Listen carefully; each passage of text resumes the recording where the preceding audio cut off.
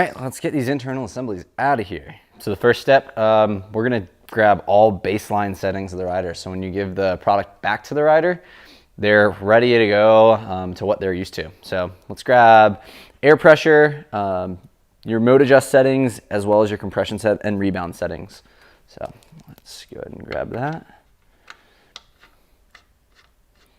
Keep in mind every time you pull out air pressure, it's gonna fill up the pump and you're gonna lose about 15 PSI.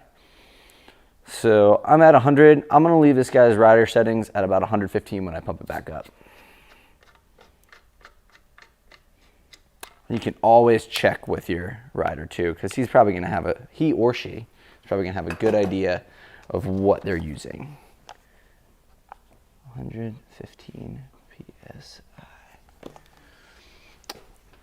They keep it in open mode. Pull our compression settings. So this guy is actually a 3mm.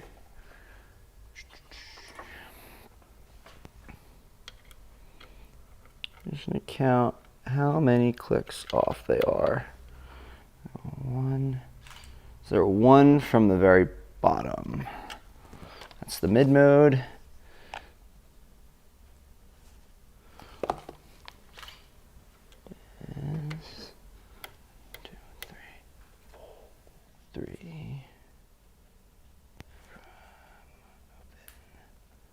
We do the same with rebound.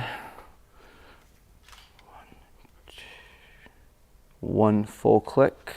This is right leg and left.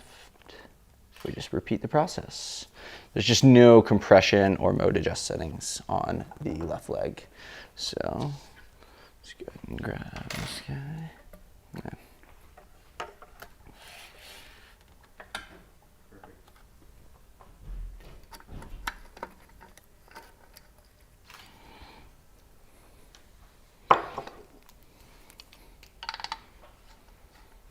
All right, about the same, 115 PSI.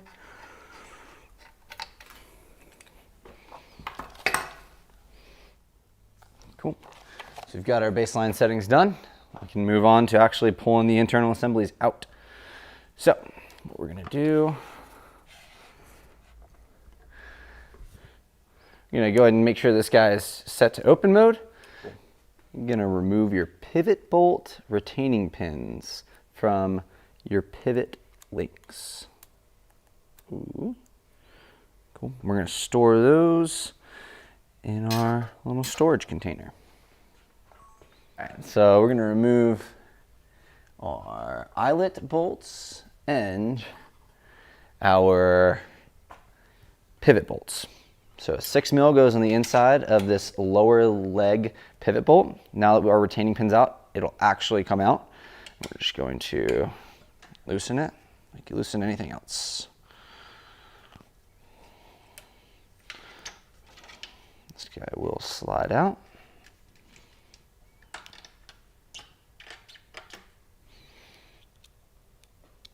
And into the parts organizer it goes. And we're going to do our lower and upper eyelet.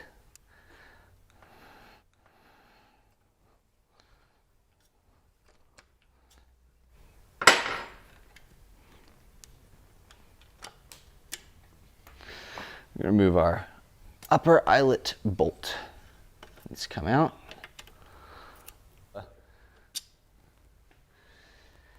Into the part organizer it goes. If you guys take a quick look, you'll notice that the lower eyelet link bolt is actually shorter than the upper eyelet link bolt. We'll want to remember that for the future. Make sure your through axle is out. It actually causes a lot of issues if it's still in. The two links will want to move together. Now you can actually pull this lower link out. All you have to do is pull straight down on the eyelet link and the entire thing will release. Then your entire right leg assembly will now just slide out. With the leg assembly out, we're just going to thread on our shock pump.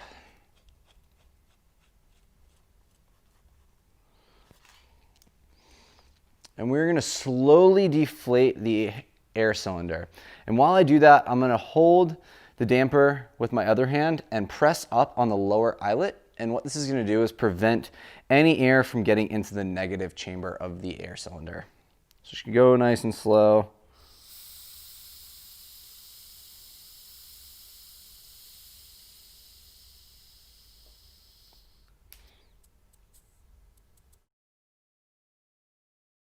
Cool. Just to be sure that there's absolutely no air, we're going to take our valve core remover tool and just pull that valve core out. And you can actually discard of it. We're not going to reuse a valve core. We're going to put a brand new one in. Toss that. Missed. So our right leg assembly is out. Let's remove our left leg assembly. The process is exactly the same as the right leg. The eyelet bolt's going to be in a slightly different location, but still right above that air valve. Oh, actually, we'll remove the lower ones first. So 5 mil and 6 mil. There we go. Okay. Oh yeah.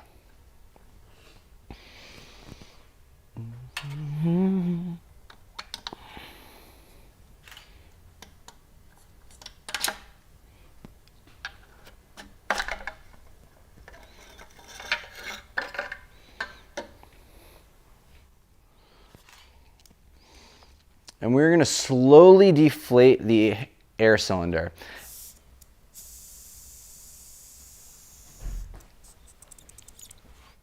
Valve core remover tool.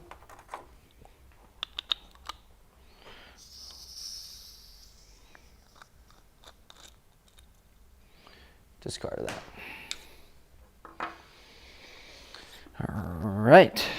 So we have our right and our left leg assemblies all out. We're now ready to start the process of installing huck pucks.